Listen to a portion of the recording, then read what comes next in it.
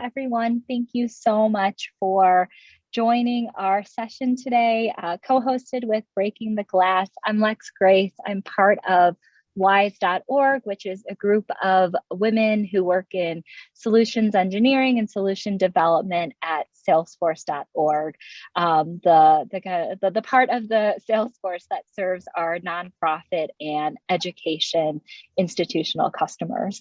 And so as we think about content that would be valuable for our members and for the community that we serve, this one around work-life balance for professionals in these spaces was one of the most requested topics. And we're just so thrilled that Elizabeth was here to partner with us and tap into this great network of professionals and individuals who can give us some insight. So thank you so much for all that you do in your work, everyone here on the call and in the panel, and for being part of this community and ecosystem of professionals trying to do our little bit of good in the world while also maintaining our self-care and mental health. So really looking forward to it, and thank you all today. Thank you, Lex. Yeah, and again, thank you for having us, and Salesforce Wise for partnering us with us on this initiative. I'm really excited for this amazing presentation, but before we get started, I'd like to take a moment to introduce myself. I'm Elizabeth Lamb, the Partnerships Manager for Breaking the Glass. We are a corporate social responsibility initiative within Computer Futures, which is an IT recruitment company. Courtney is actually a Salesforce consultant for them, so she'll mention a little bit more about that. But what specifically the Breaking the Glass project does is partner with tech companies and tech nonprofits to provide free personalized programming on D&I, women's career development topics. And so we've provided webinars and events for our clients like Walmart, IBM, Charter Communications. We've also worked with Rad Women and Women Who Code and other great initiatives as well. So during the session, I'll be going on mute and off camera, but I'll be providing resources in the chat for you to get more involved with Breaking the Glass, get connected with our speakers. If they drop any great resources, I'll include those as well. And we really do want to make this session about you. So if you have any questions, please don't be shy, put them in the chat, in the Q&A, even raise your hand. We'll take you off mute and you can have like a dialogue with our speakers afterwards. It's going to be about 45 minutes of content and then open for you to have a discussion as well. So we really encourage you to engage with us in that way. But yeah, without further ado, I want to pass it over to Courtney, who is an amazing moderator. She's done a handful of panels with me before, and so she'll be guiding us through this great session. Over to you. Thank you, Elizabeth. Yeah, guys, I'm super excited for this one. So like Elizabeth said, I am a Salesforce recruitment consultant with Computer Futures, and I'm actually located in DC. So I pretty much work everywhere on the East Coast. And actually, this one is definitely very, I think, relevant to me. I actually work with a few education and like not-for-profit companies, Great Minds and Corey are like some of my recent ones.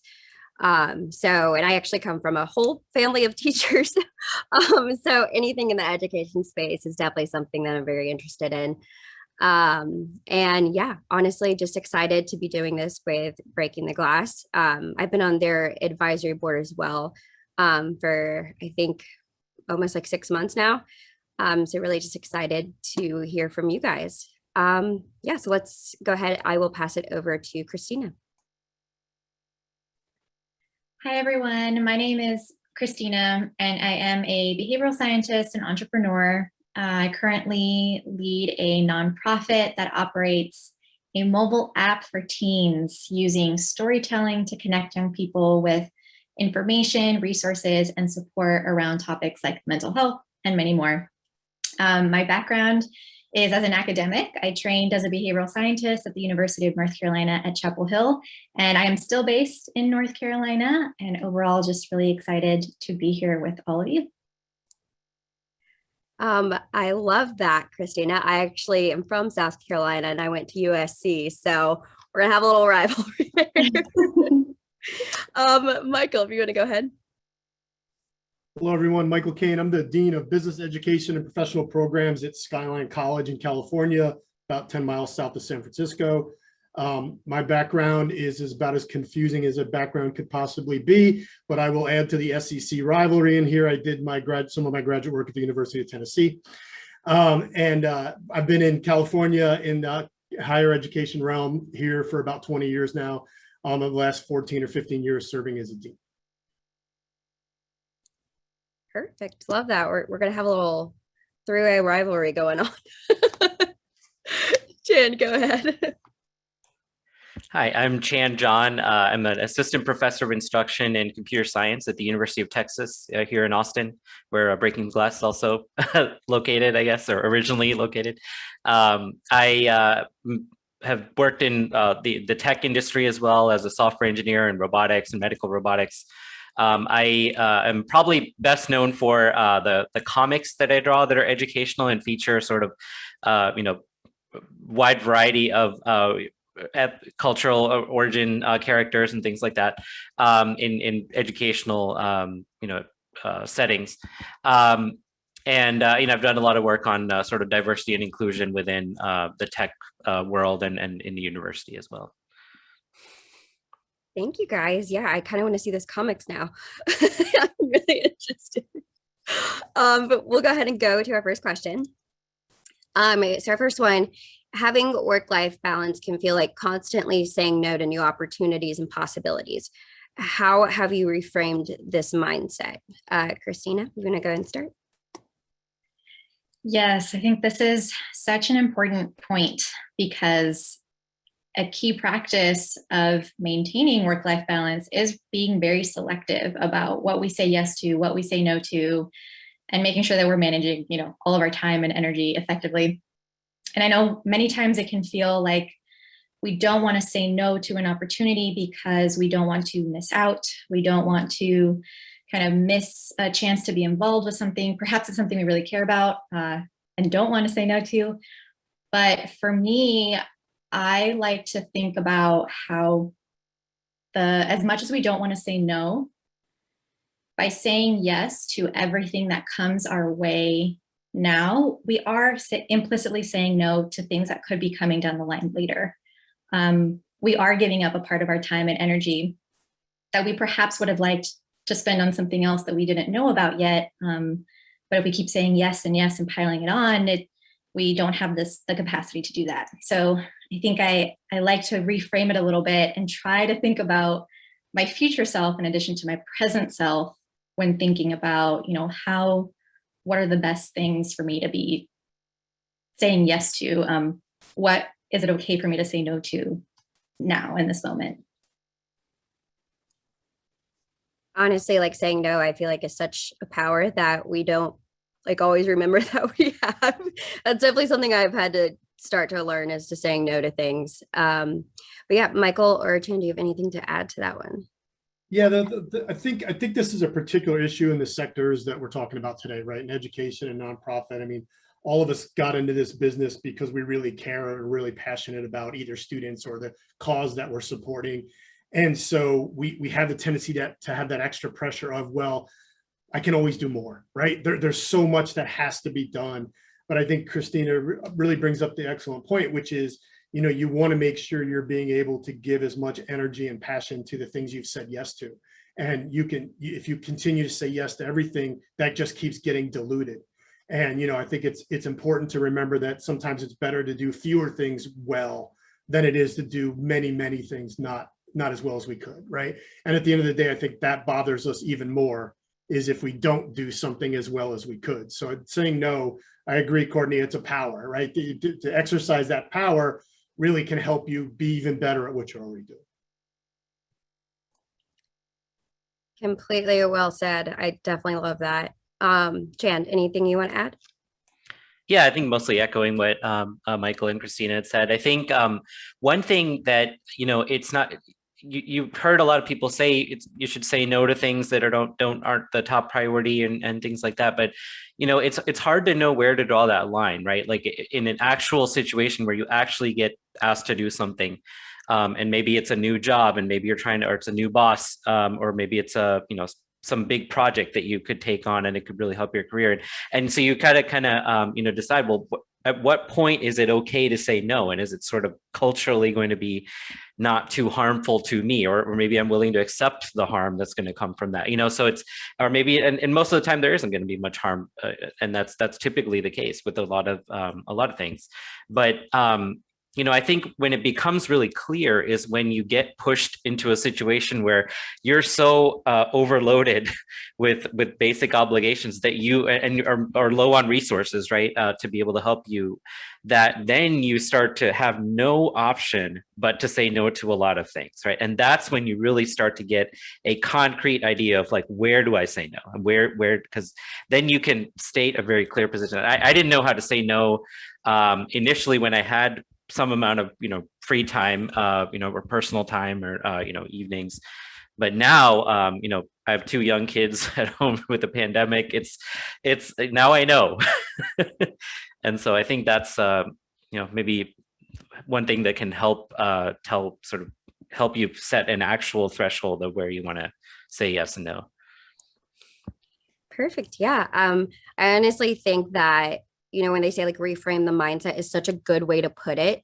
Because obviously like, no, we always, think it's associated with like a negative thought or feeling. So reframing a mindset and thinking of like how to make like saying no a positive thing. I think that's honestly super, super important there. And a key word of reframing the mindset. Does anyone have anything else to add before we go to the next one? Perfect. So burnout is a huge consequence of having a poor work-life balance. What do you encourage your team to do to prevent burnout? Michael? Yeah, I think Chan provided a perfect segue into this, right? So one of the things that I'll address this somewhat from a management perspective, as a dean, almost everybody I work with reports to me. So probably 85 or 90% of the interactions I have every day are with people who I'm their supervisor in some term. And I think it's really important as leaders and as supervisors, as managers, to really give people permission to say no. That's one of the big things in there. And as Chen was talking about, not knowing where those lines are, I see that as part of my responsibility to make sure that my people do understand where those lines are and give them permission to do a lot of things besides saying no. And one of them is to take time off. Very often people get, particularly if they're in a support role, they get this perspective in their mind that, well, I can't take this time off because I'm going to let this class down, or I'm going to let this group down, or whatever. But, we have to protect ourselves and our own mental health and balance and all those sorts of things so that we can be effective when we are operating. So I think it's really important to let the team know that those things are okay, right? Like I have this problem that I face often with my classified professional staff, which is that they have ceilings on their vacation time. And I have certain people who are constantly bumping into that ceiling. And then it's, well, wait, I have to take tomorrow off because if I don't, I'm going to lose time. But tomorrow is a really bad day for that person to be gone, right? And so then we're both in a bad position of they want to be gone at a bad time and I have to be the bad guy who says no. So I've really worked with them in terms of really doing annual planning in terms of time off and scheduling and thinking about how important that is. And the other piece that I've done is I've rolled this into their evaluation process. When I do evaluations, I always split that time into the standard checkboxes, forms, documentation that you have to do for whatever organization you're with. But the second half of the time that we spend together is really a conversation about them in terms of how can I be a better manager? What can we do to help them maintain their work-life balance better? If they don't have ideas, to provide suggestions at that time. And then really talk about their future goals and really put their position in perspective, because the last thing I ever want to see as a manager is for someone to get to where Chan was talking about, which is you're so piled on that you have to say no to everything. But the other thing that happens at that moment for a lot of people, that's when they start looking for a new job, right? Because that's when it's like, okay, this is untenable. I need to go do something else. And one of my big go-tos that I find in education is really a problem is people working 7 days a week. And so something that I've talked about when I do keynote talks on this a lot is there is no such thing as 7 days. If you work 7 days, the next day is Monday. So you automatically work in 12, right? So I really, really push my people to create that space. I don't care when it is or how they do it. And as I always say, if you have a 2-year-old, it doesn't matter because they respect no boundaries.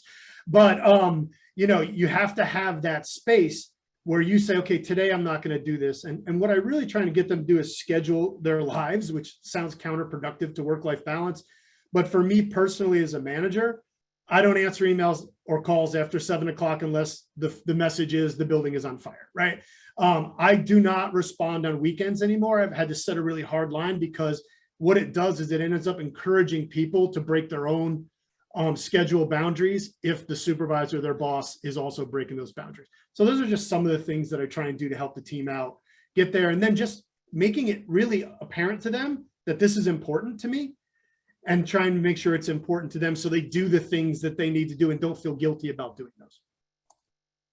I can definitely take your advice to heart because I should probably stop looking at my email for the weekend. Oh my goodness.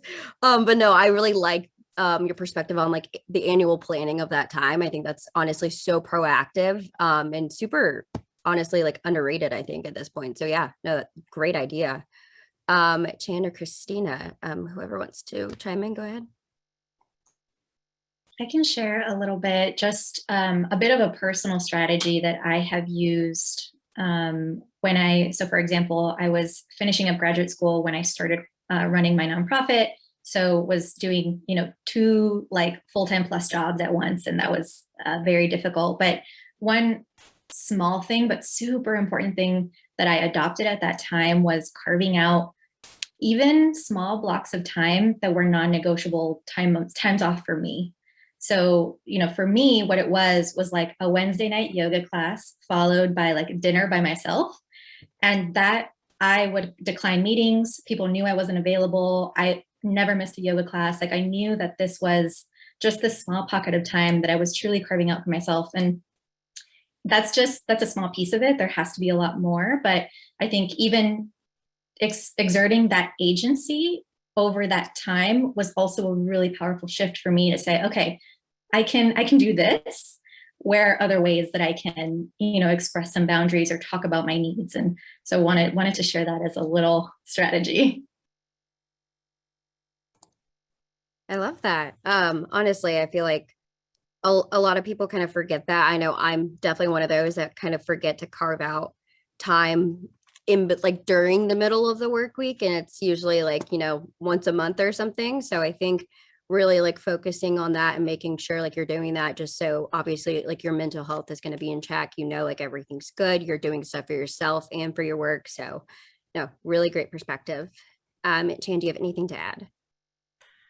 Yeah, I think, one thing that came to mind as I was listening to Michael's and Christina's responses was, there was this, I think it was an article by some research by a business professor out of maybe here at UT Austin, actually, on sort of this abundance-oriented mindset versus scarcity-oriented mindset. And you'll find that, organizations or societies or companies or anywhere where everyone is focusing on the lack of what they don't have, right? That we're feeling like resources are scarce, people are scarce, help is scarce, everything is scarce, right? That tends to make people feel forced to sort of, try to, you're coming from a place of anxiety, right? In any conversation you have, any project you take on, but if you have this abundance oriented mindset and it truly can just be a mindset shift. I mean, there are a lot of places where people are being exploited and they are actually not getting the resources they want.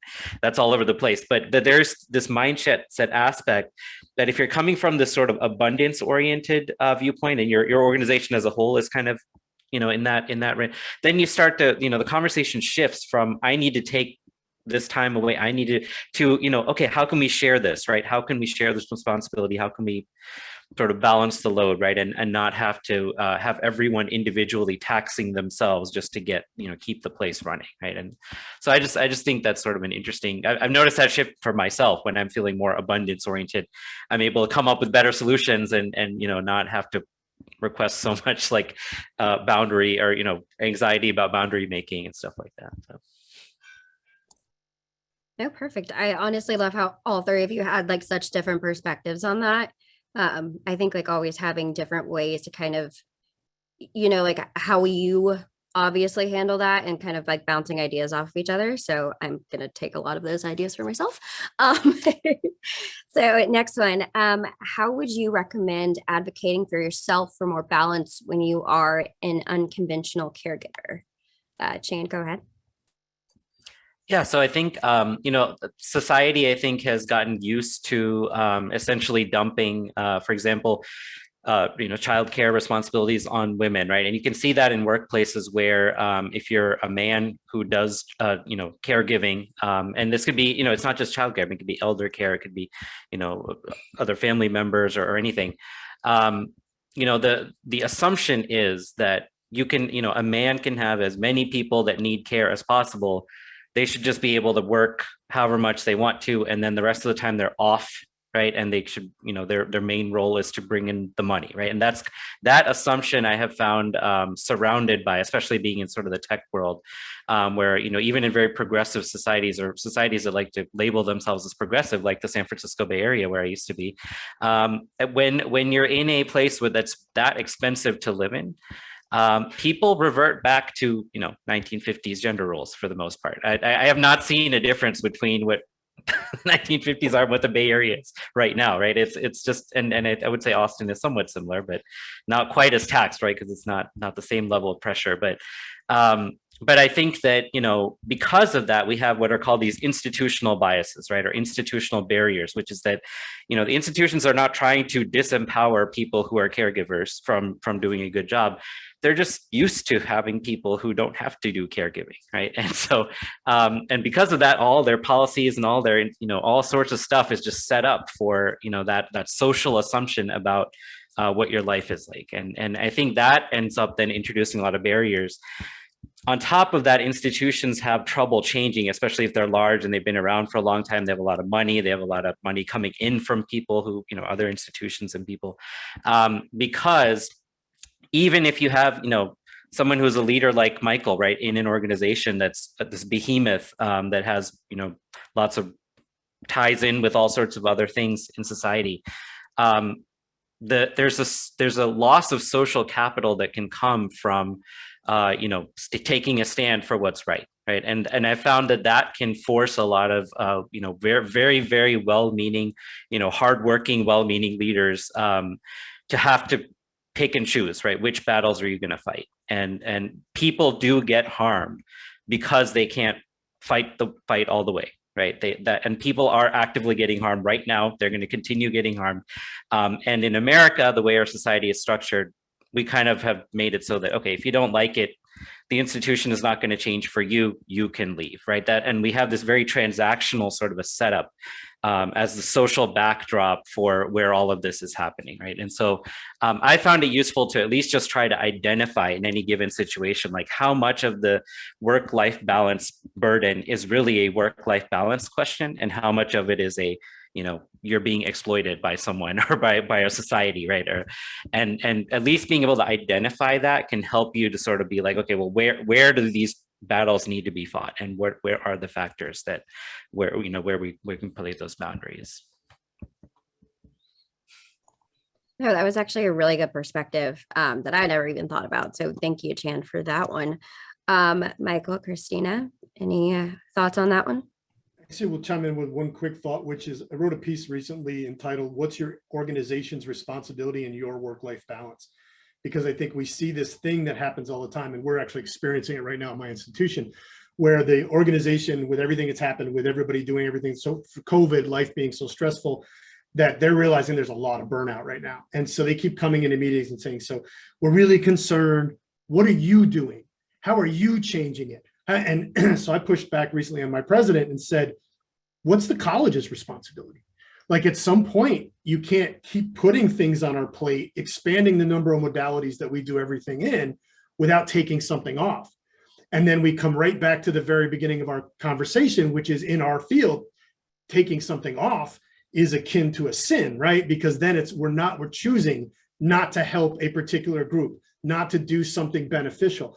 And so that really gets to be a tough part. And so I have lived Chan's dilemma question that he put, where I have gone to bat for people in tough positions, but I've had to back down because the organization isn't going to support the position. And you know, like he said, you have to choose your battles, unfortunately, and people do get harmed. No, I think that was honestly, like, I think you definitely have a very rare perspective of like being at a university where, like, you know, you have people under you, but you also have like people like, who attend the university. And so it's definitely like the perspectives come in. And obviously like during the pandemic, there's definitely been so much burnout. I think that's a word that I've used a lot myself. So no, I really like love that you kind of brought those two together. Christina, anything to add?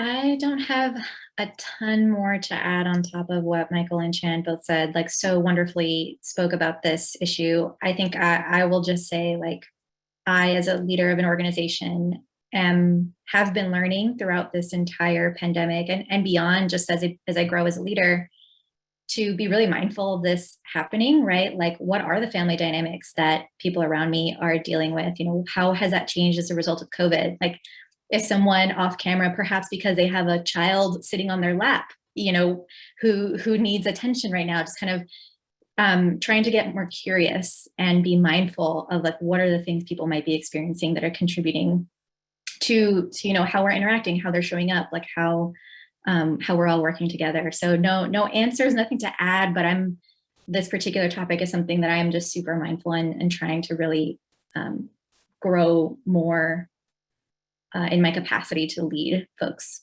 in. Which I'm sure people honestly really appreciate that. Because I mean, I think like having this kind of like virtual balance now that we're doing, like it really does humanize everything that we do.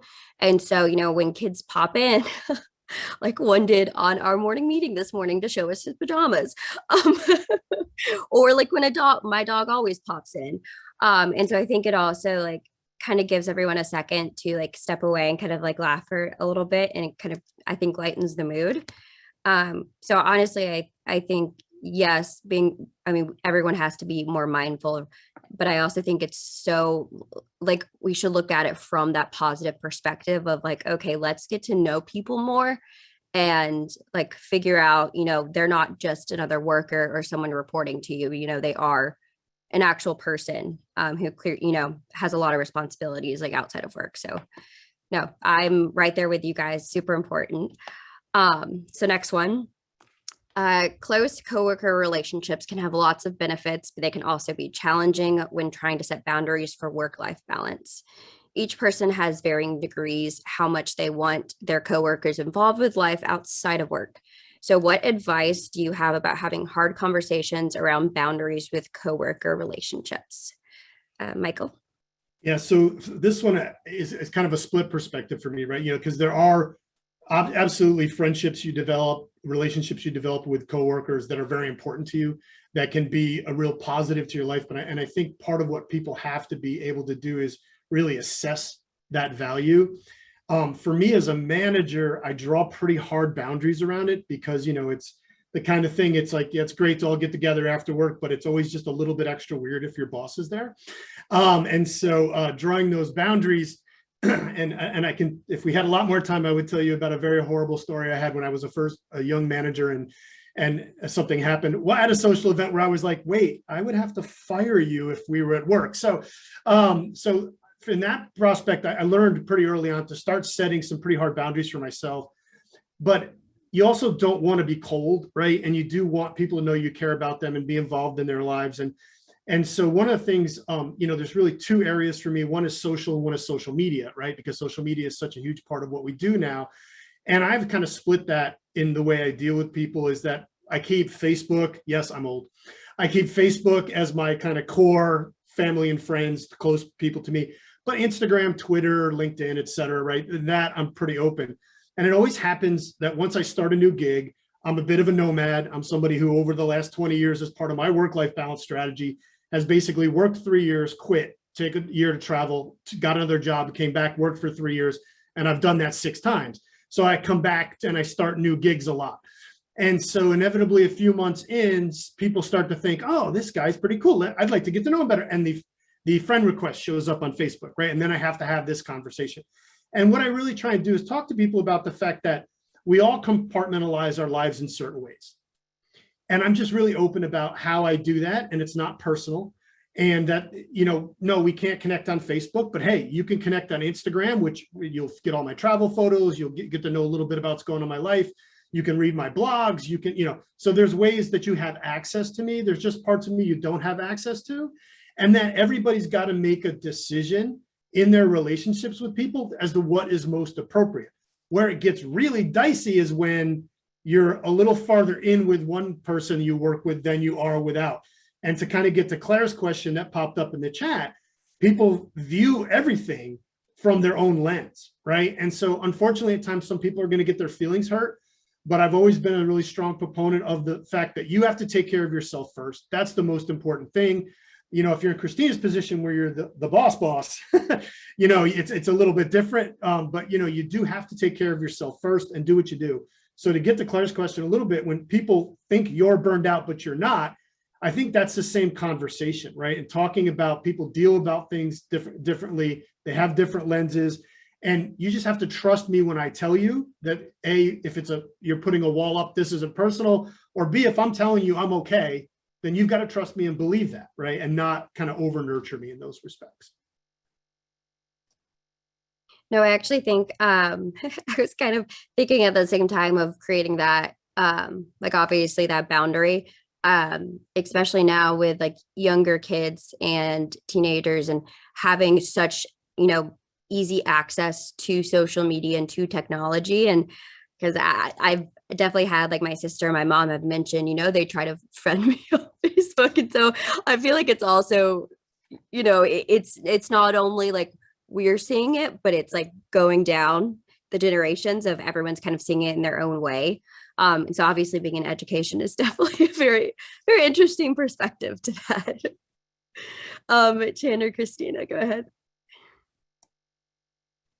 I want to offer a resource for anyone who, you know, perhaps like myself, could use some assistance in setting some of those boundaries and just talking about, well, how do I have this conversation? And, you know, how do I say it and be firm but compassionate? Basically, there is a Instagram account that provides like ghostwritten templates for setting boundaries across various different types of relationships. Account is amazing. I know the woman who runs it, and it is, I hope someone can drop it in the chat. It's going to underscore good dot buys underscore. Check it out. It's wonderful. Like, I love using the little templates to get inspiration for how to have these conversations. Thank you so much for that. I'm sure it looks like Elizabeth put it in there. So definitely want to make sure you guys check that out. Chan, any extra thoughts?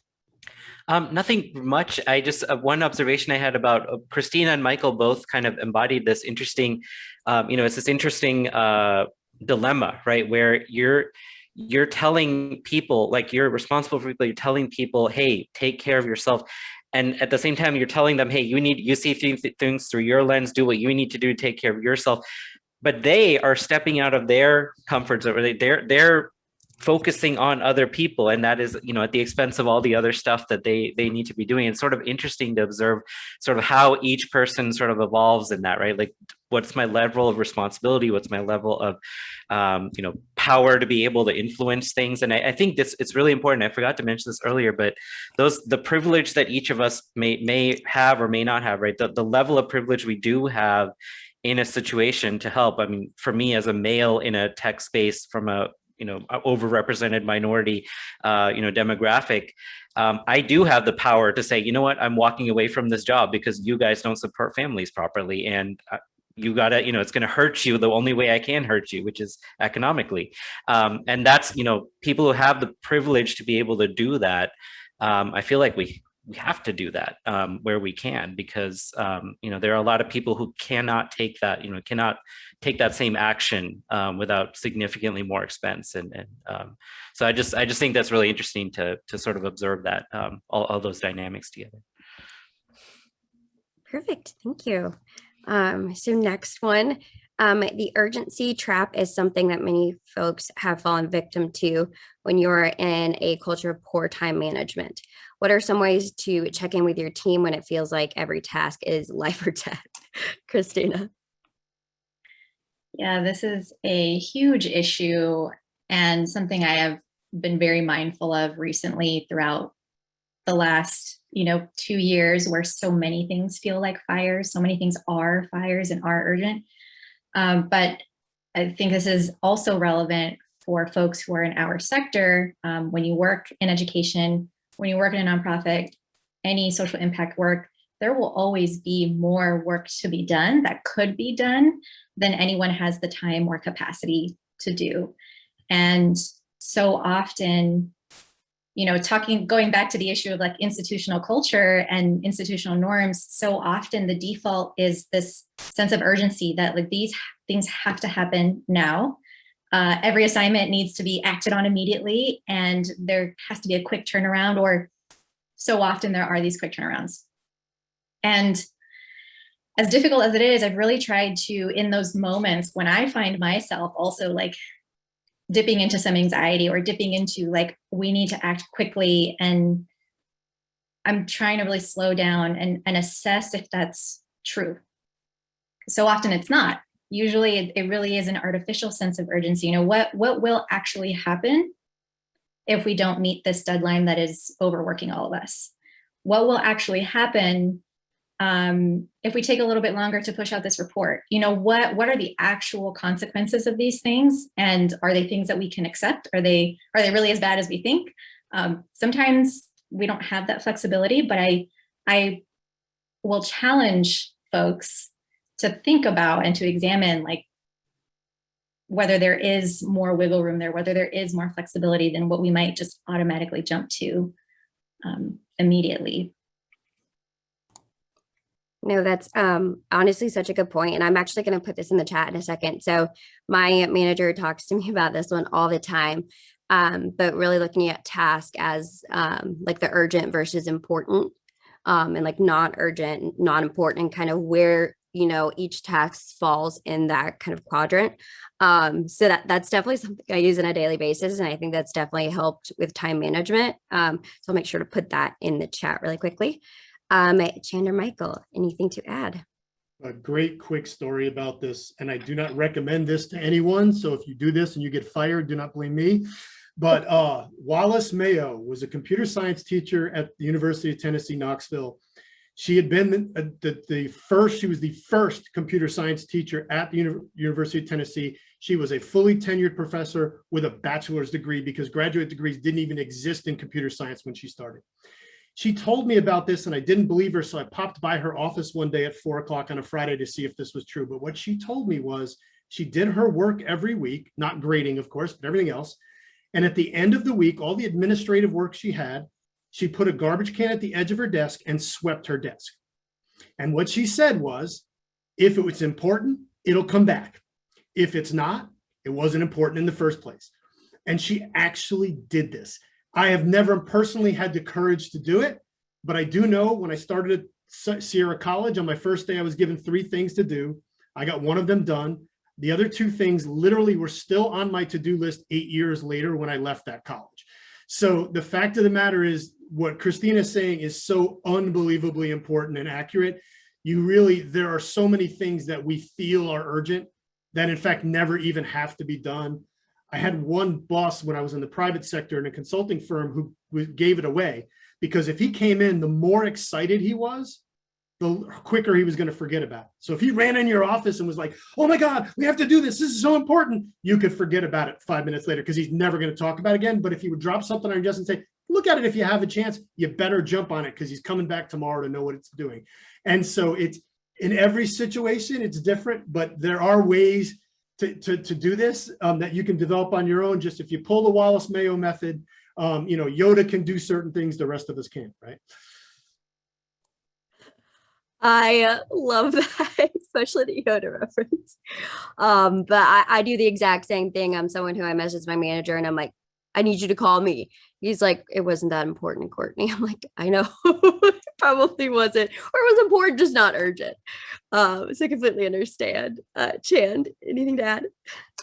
Not much. Just yeah, I think it was the same thing. I had experimented more like this semester with just not trying to get every, request and everything answered as soon as possible, thinking that clearing my plate is going to solve my problem. Instead, I found that I'm more energized actually if I be irresponsible for a while and do something that drives me, and that way I feel like, okay, now I've done more of other stuff, and so now I'm like, okay, yeah, I could reply to the student email, I could do this, and so that just changes your perspective, I think, and that does seem to, so it wasn't quite. I also don't have the courage to sweep all the stuff into the garbage can, although sometimes I want to, but we all want to, but we just don't, right? And so I think this is a good happy medium, I think. Perfect. So Elizabeth actually wanted me to go ahead and kind of explain the picture that I dropped in the chat. So it's kind of split up into like 4 different quadrants. The first one is anything that's urgent and important is something that you need, like something you need to do right away. That's like the action is due. Then not urgent, but it is important. That's something that you work on planning. So obviously, like, if something doesn't need to be taken care of right away, but it is important where, you can take a day or, take a little bit of time to really do it. Definitely plan. Quadrant 3 is urgent and not important. So that's something that you can delegate, whether it's delegating to, maybe someone else on your team, or just delegating your time elsewhere. And then quadrant 4, not urgent, not important. That's eliminate, because obviously if it's not urgent and not important, then it's probably not something that you need to be spending your time on, at least not, during kind of, I guess, like how you structure your day and like your work day. So yeah, that's a little bit more on that. But it's definitely helped me like a ton with kind of time management. Yes. Hey, Courtney, can I just chime one thing? The other thing is people need to learn the definition of emergency. Because I very often get texts or emails that are like, this is an emergency. And it's like, to me, an emergency is there's an ambulance, there's a fire truck, there's a police car. And if it doesn't involve them, it's not an emergency. And I really have to explain that to my team, which always surprises me. But I think it's a really important thing to learn. And I absolutely love, it fits very well in that graphic. I love that. I'm going to be sharing that with my next meeting. So thank you. Of course. Yeah. It's definitely going to be quadrant 1, that do. That's going to be your emergencies for sure. Perfect. So we have one more question before we kind of go to everyone else's questions that they put in the chat. So last one, lots of people are talking about the Great Resignation, where more than ever, people are leaving their workplace on issues around work-life balance. What are the questions you should be asking your life when you are entertaining the idea of leaving? Chan, I'm going to pass this one to you. Yeah. So yeah, I think this is a great topic for this meeting. I think the big thing that I've done this before, where I have left a job for work-life balance issues essentially, and I think the one of the questions is you have 2 choices, right? I mean, if you think of it as just staying or leaving, which those may not be the only choices you have, but those are the 2. That's what we're sort of asking the question around. You can look at, what staying is going to do for you in terms of sort of professional and personal growth, and are these people I want to be working with and things like that, right? The close friendships in the workplace and all those things. I mean, all of those are one side, right? And then, but then there's also the, if there is something that is, if your question about that, what I'm gaining from this staying and what I'm losing by staying, and if the losing is winning out, right, in that balance, then the question to ask is, okay, not just let me jump ship, it's, can I change this, right? And you can pretty, over time, you can get a sense, and I think this is often why people end up staying in a place for about 1, 2, 3 years, and by then you kind of understand to what extent the institution is, culturally or administratively going to be willing to do things to support people in various situations, or willing to change. And if the answer is they're not going to change, even if, and you can even test it by saying, I'm going to leave, I have another job offer. And if they're still like, okay, well, we're still not going to change, then right? That that it wasn't going to be fixed in any reasonable time. So I think that's sort of the process that I would go through in terms of looking at it in sort of a, so not just a, should I stay, should I leave, but what am I gaining by staying? What am I gaining by leaving? And what can be changed? And those kinds of, I think, are the questions that go into it. Now, is this altering the power balance?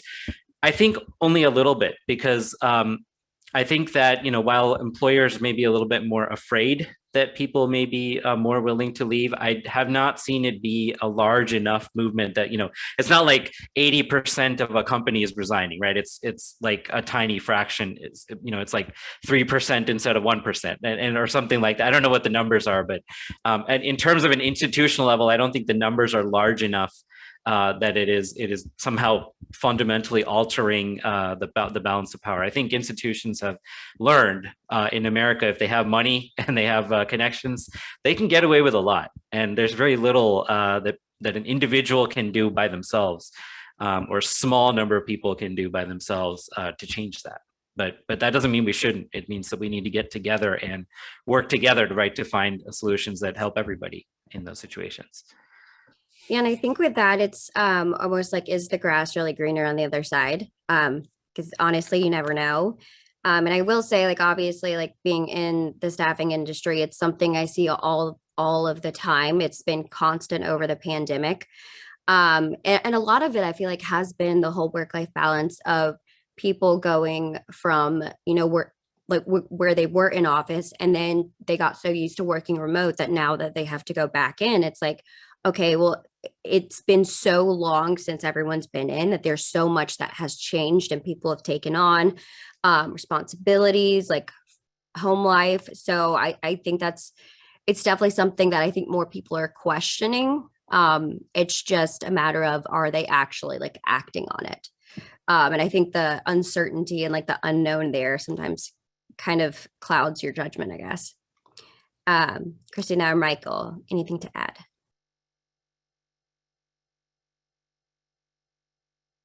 I just say one thing, as someone who has quit a bunch of jobs, planning.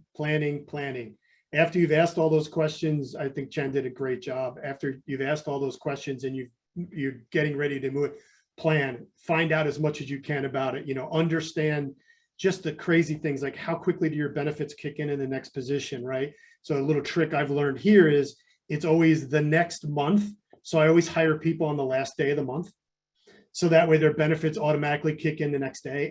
And people are incredibly thankful about that, right? So understand, grill any HR group that you're about to go into a position or consider accepting a position. Think about it as deeply as you possibly can. That is genius. And the amount of people that probably appreciate you for that, oh my goodness. And I will say, like, as a recruiter, if you are working with a recruiter, like, please use us, please ask us questions. Let us like be that advocate for you and answer all of that, because obviously, like, we want you to be happy. And at the end of the day, obviously, some recruiters you can and can't trust, but I would say find a good one who can, is going to advocate for you and really want your best interest at heart. And telling us that and being open and transparent is also going to help so much. Because I really appreciate it when candidates give me transparency, so I can sit there and go to the client and make sure that obviously, like, I can help negotiate anything. So definitely, if you use recruiters, use us, because we want to help. But before we get to any questions, anything else you guys want to add? Perfect. Okay, so I think for the first question, it was, how do you engage your peers if they are concerned that you are burning out, but you do not feel that way? I think this was Claire, possibly. She said, I enjoy taking on a lot of, taking on a lot of responsibilities and making large contributions. I don't know how to respond when others tell me they are concerned. It feels like they are projecting their beliefs onto me instead of understanding we all have different approaches to working styles.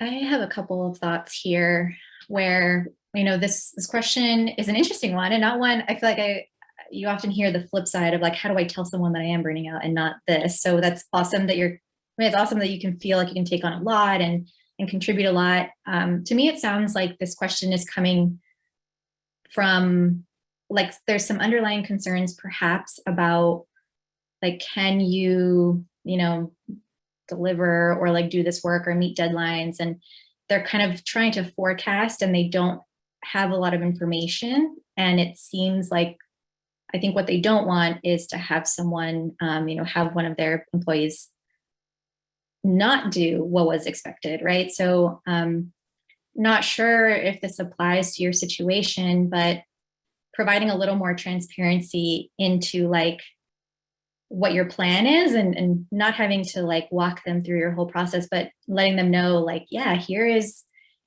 how I'm approaching this. And like, I can see this deadline, or I can see these milestones happening along the way. Again, it sounds like maybe just providing a little more information to ease that uncertainty or unknown for whoever it is that you're working with may be helpful. And I'm curious if Chandra or Michael have other thoughts on that front. Like you, this is a really truly unique question, and after being in this business for 35 years, I don't get a lot of those. But yeah, no, I agree completely. And again, it may be just letting people understand that you're okay, right? And asking them to trust you. And then if they can't, that's on them, right? But as I think Christina said, I mean, if you're doing a lot, but you're delivering, it's a tough position to be in as a manager, because you're always on the lookout for, is somebody going to burn out? But if this is not a manager and it's a colleague, then I think it's just a boundary conversation with, look, I appreciate your concern. If I feel that way, you're someone I'll happily turn to talk to about, how I can not burn out. But right now, I feel like this is what I want to do and what I'm able to do.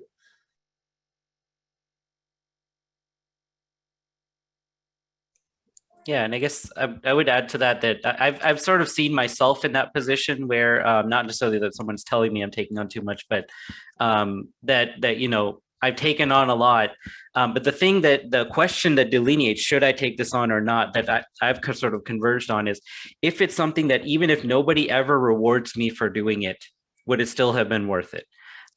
If the answer to that is yes, then I would lean towards taking it on. If the answer is you're actually doing it because you're hoping you're going to get something from an institution or from a manager or from whatever, and it doesn't come after a while, that's what actually one of the things that leads to burnout, because you're thinking that this will lead to something and then it didn't. And now you're 2 years, 3 years, 4 years. And at some point you're just like, okay, this is, I'm putting a lot in, getting nothing out, right? That's I think where that concern is probably aimed at. But I think as Michael and Christina have said, I mean, that the boundary on that conversation is also an issue that could play into that role. And I think that was a really good point of like, is it going to serve me? Is it going to, like, how is this going to benefit me? And that goes back to kind of our first question. Like, if not, like, say no. Like, have that power to say no for sure. So no, definitely full circle. And before I go to the next one, someone kind of piggybacked on that question. So could concern also be coming from signals that are being sent out? Examples like availability issues, working after hours on weekends, perceived stress, work-life imbalances, missing deadlines or quality of work, flip it, comment size, etc.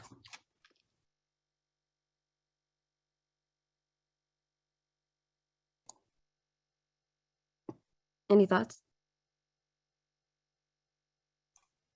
Yeah, I think we all agree with that. That's probably what could indicate to some people that I do know some people who put this note in their emails that if they're sending an email at like 11 p.m. or something, they'll just be like, I just happened to do this because it was convenient for me. Like I don't, these are my work hours. I respect your work hours. I don't expect to reply outside of it. Like that disclaimer has become more common. So I think that, but on the other hand, if you're having to work at that time, is that really just preference? Probably not, but it might be. I mean, right? I know some people just have different work hours for various reasons, right? So I will say maybe I think I get some of those like at really weird times, and I'm just like, oh, okay, that's weird, but I think I brush it off. So So In Spain recently, they made that illegal. I don't know if you saw the article. Wasn't Spain. It was Portugal, Spain or Portugal. I can't remember. I think it might have been Portugal actually. That it's actually now illegal for your boss to text or email you after work hours. Interesting. Yeah, Europe's a very different place from us. We have, I think, one more question really quickly before we end. So do you think the Great Resignation is shifting the balance of power at all with regards to that institutional take this job or leave it mindset?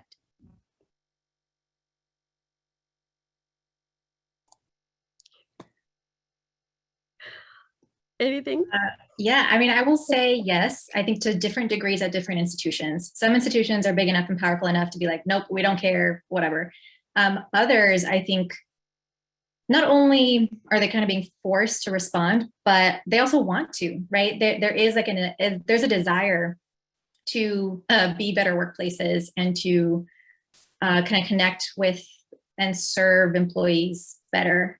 So my short answer is yes, but I think it depends kind of who you are, where you're working, and what that actually looks like for individual folks. Yeah, I think it's really sector driven, right? So the Great Resignation is one of these very interesting things.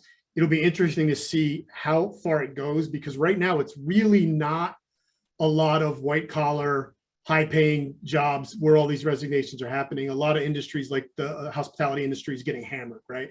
And I think for a lot of the resignations are positions where people weren't being valued, compensated, or, taken care of in a way they need to be. And so they're thinking like, hey, do I need to take this anymore? I was able to get by in some other fashion for a time during the pandemic. So maybe there's something else I can do. I think if this starts to roll more heavily into higher paying, higher responsibility jobs, I think then it has a possibility to do it.